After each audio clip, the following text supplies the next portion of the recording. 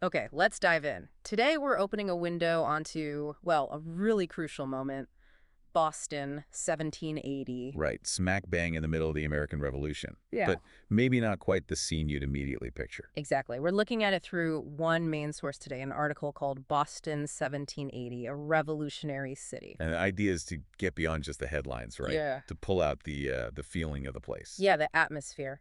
How did a city actually live day to day while, being part of this huge upheaval? What did the source say about just the vibe in 1780? Well, what jumps out right away is this description of the atmosphere as kind of layered, not just one I'm thing. very Yeah, the source paints it as, on one hand, visibly weary. Years of war had taken a toll. Hmm. But underneath that, still buzzing with this intense revolutionary energy. Ah, okay. So you could sort of see the weariness on the buildings, maybe, the streets. Exactly. Cobblestone streets, wooden houses. And this detail I loved. The smell of hearth smoke mixing with the salt spray from the harbor. That kind of sensory detail really brings it home. It really does. And the source talks about how past events were still, well, still echoing, right? Definitely. Not just history. Part of the daily conversation. The Boston Massacre, for instance. That was 1770, so only 10 years before. Still pretty fresh then. 5 colonists killed by British soldiers. The source says that really cemented the anti-British feeling, a constant reminder. Absolutely. And then you've got the Boston Tea Party, 1773. Iconic. The disguises, the tea going into the harbor. And the source mentions this amazing detail. Apparently, you could actually smell the tea in the water afterwards. Made the harbor bitter for a bit. Imagine that. Protest you could actually smell. Wow.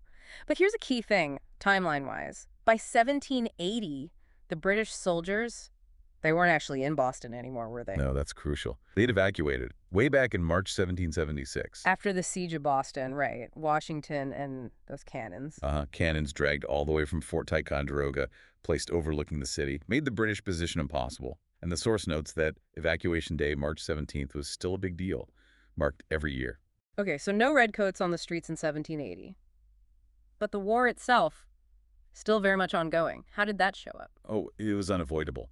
You'd see recruiting posters plastered around, Right. trying to get men for the Continental Army. Right. And news.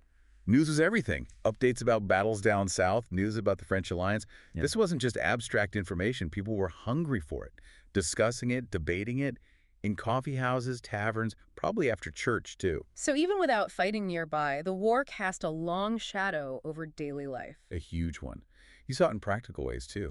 Goods were scarce. Inflation was a problem. The currency wasn't stable.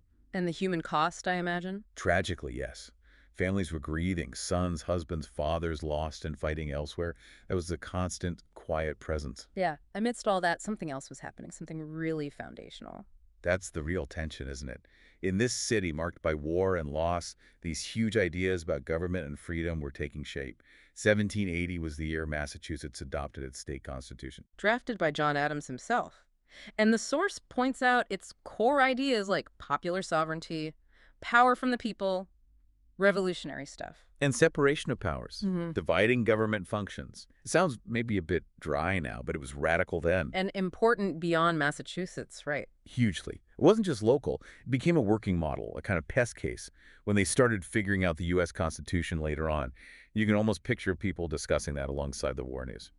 So you've got these massive historical forces swirling around war, nation building, new political theories, but life had to go on. Exactly. Kids were still playing, merchants were trying to trade, Oh, church no. bells rang. The source mentions the old State House, this old symbol, kind of watching it all happen, the memories of the past, these brand new ideas taking root. It paints such a vivid picture. A city living through history on like 2 different levels at once, the big picture and the everyday grind.